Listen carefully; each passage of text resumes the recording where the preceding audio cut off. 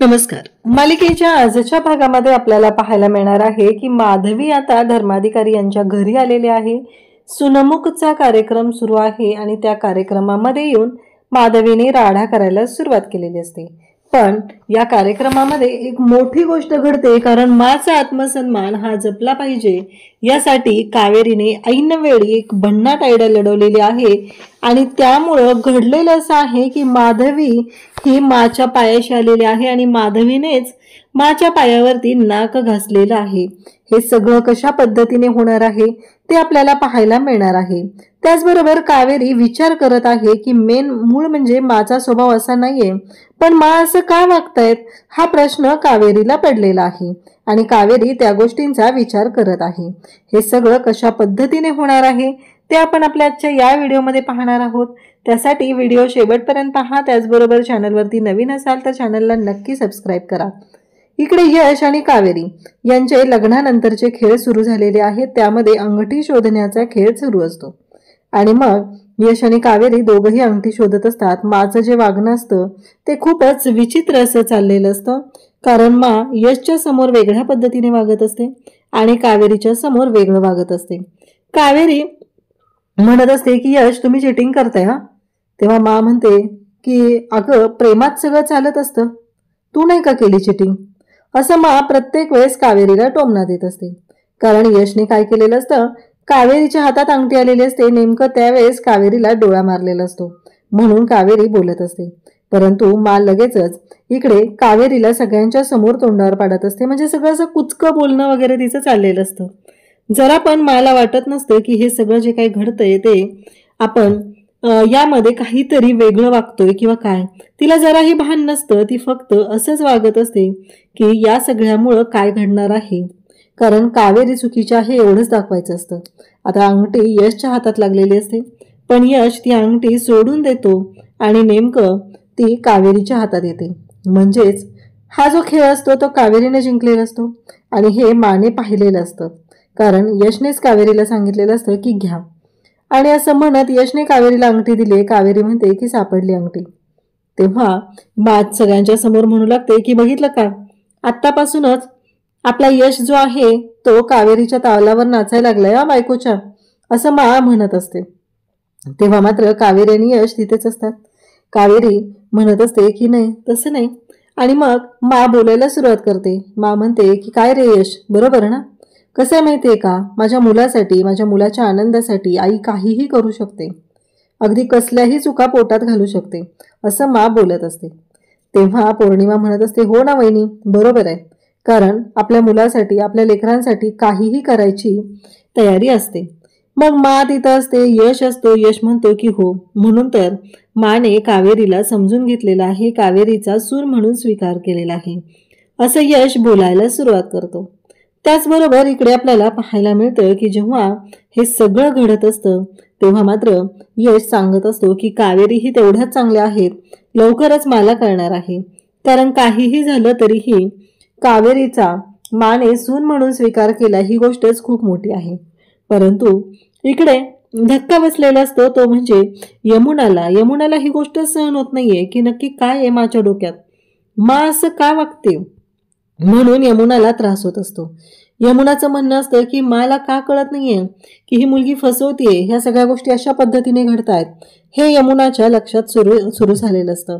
तेव्हा मात्र कावेरी गालातल्या गालात हसत असते.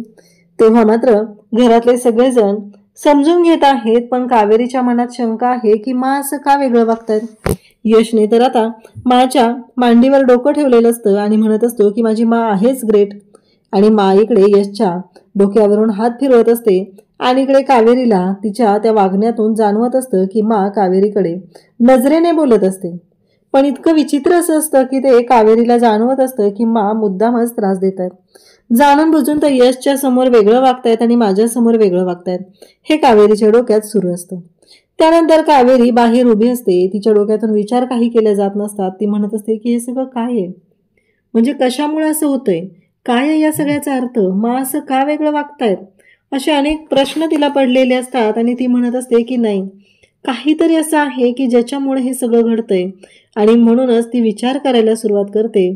आणि तेव्हा मात्र तिच्या डोक्यातून जातच नाहीये की नक्की काय कारण असेल, कशामुळे या गोष्टी घडतायत आणि का होतं हे सगळं. याच गोष्टींचा विचार कावेरी करू लागते. आणि नेमकं तेवढ्यातच यश तिथे येतो आणि कावेरीला घट्ट मिठी मारतो. आणि त्याचबरोबर कावेरी एकदम हादरते. कारण कावेरी विचारात असते, कावेरी म्हणत असते की माने मला चॅलेंज दिले की 1 महिन्याच्या आत ती या घरातून मला बाहेर काढणार आहे. आणि यश हा माच्या बाजूने आहे. यशला तर आता मा खूप चांगल्या वाटत आहेत. पण मला एक कळत नाहीये की माचा मूळ स्वभाव हा नाहीये. मग त्या माझ्याशी असं का वागतायत? असे प्रश्न तिला पडलेले असतात. आणि तेव्हा मात्र इथे कावेरीकडे यश आलेले असतो आणि तो म्हणत असतो की हे मी आणलेली आहे साडी, माने पाठवली खास तुमच्यासाठी.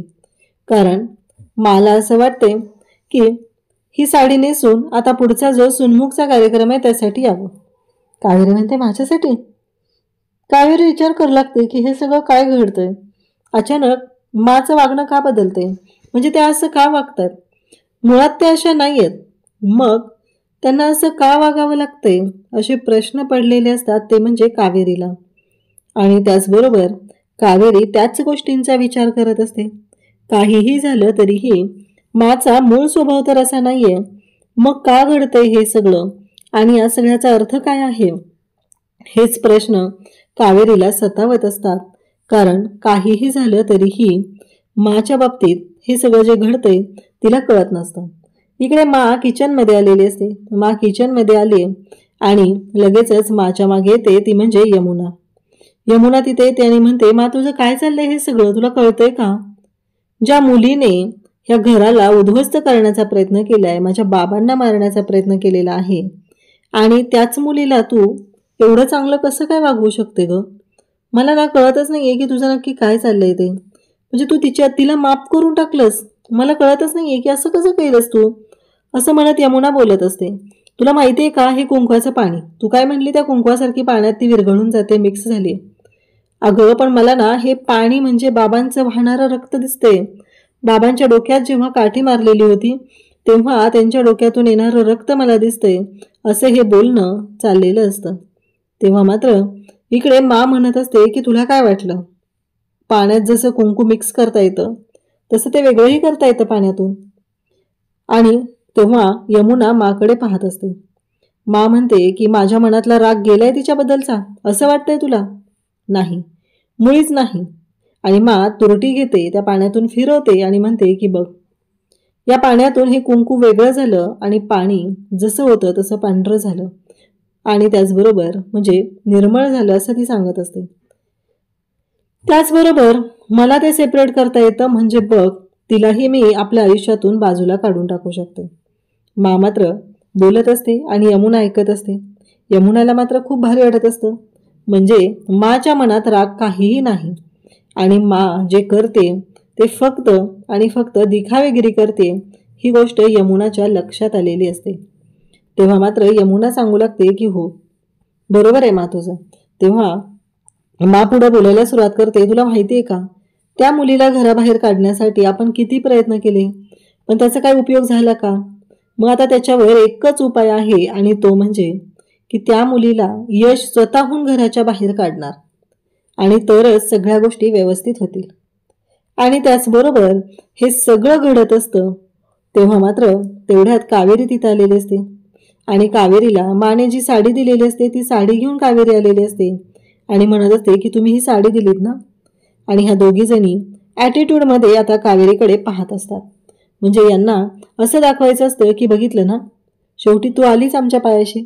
आणि मग कावेरीला मा मुद्दामच म्हणत असते की हो, यशकडे पाठवून दिली होती ना मी साडी ही.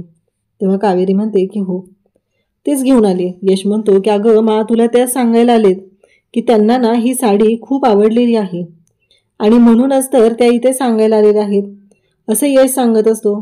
तेव्हा मा म्हणत असते की मग आहेच माझी सून आणि आता सुनमुखचा कार्यक्रम आहे, त्यासाठी ही साडी नेसून ये, नजर नको लागायला कुणाला माझ्या सुनेची, असं म्हणत माने काजळाची टीक लावण्याचं नाटक केलेलं असतं. काजळाची टीक लावलेली नसते तर हे सगळं नाटक केलेलं असतं. यशच्या समोर म्हणते की हे बघ, असं म्हणत डोळ्याचा काजळ काढते आणि कानाच्या मागं लावताना मात्र वेगळं बोट चिटकवते. ही गोष्ट कावेरीच्या लक्षात आलेली असते. कावेरीला कळत नसते की मा असं का वागतायत, माच्या या वागण्यामागे काय कारण आहे. आणि त्याचबरोबर कावेरी मात्र विचार करत असते. यश म्हणत असतो की माझी मा आहेच ग्रेट, कारण मामुळेच हे सगळं पॉसिबल होऊ शकलेलं आहे.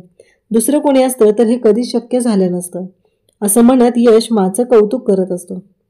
परंतु यशला कुठं माहिती आहे की माच्या या सोज्वळ चेहऱ्यामागे कपटी चेहरा दडलेला आहे आणि त्याचबरोबर या सगळ्या गोष्टी घडणार आहेत. तेव्हा मात्र सगळ्यांनाच प्रश्न पडलेला आहे. कावेरी रूममध्ये येते इकडे आणि पाहते तर काय, तिला धक्का बसतो. कारण इकडे विद्या रूममध्ये सजावट करत असते आणि सजावट म्हणजे तिने बेड सजवायला घेतलेला असतो, तो म्हणजे कावेरीसाठी. आणि त्यासोबतच या सगळ्या गोष्टी घडत असतात. आणि कावेरी विद्याला म्हणत असते हे सगळं काय आहे. तेवढ्यातच मा तिथे येते आणि म्हणते विद्या खरंच छान रूम सजवली आहे, अगदी बरोबर केलंस. तेव्हा मात्र विद्याला ती काहीतरी करायला पाठवते. विद्या तिथून जायला निघते आणि आता मा बोलणार असते ती म्हणजे कावेरीशी. कारण कावेरीला जे काही बोलायचंय ते एकटीला ती बोलत असते. सगळ्यांच्या समोर वेगळं वागायचं आणि प्रत्यक्षात मात्र वेगळं वागायचं, असं हे बोलणं चाललेलं असतं. आणि तेव्हा मात्र घडतं असं की ज्या गोष्टी एवढ्या भयानक पद्धतीने झालेल्या असतात की कावेरी आणि मा तिथे समोर असतात. तेव्हा मा म्हणतात की हे तुला चांगलं जमतंय, हे तूच करून घेतलंस ना, बरोबर आहे, या गोष्टी तूच करू शकतेस आणि तूच केलेल्या आहेत, अशा पद्धतीने बोलणं चाललेलं असतं.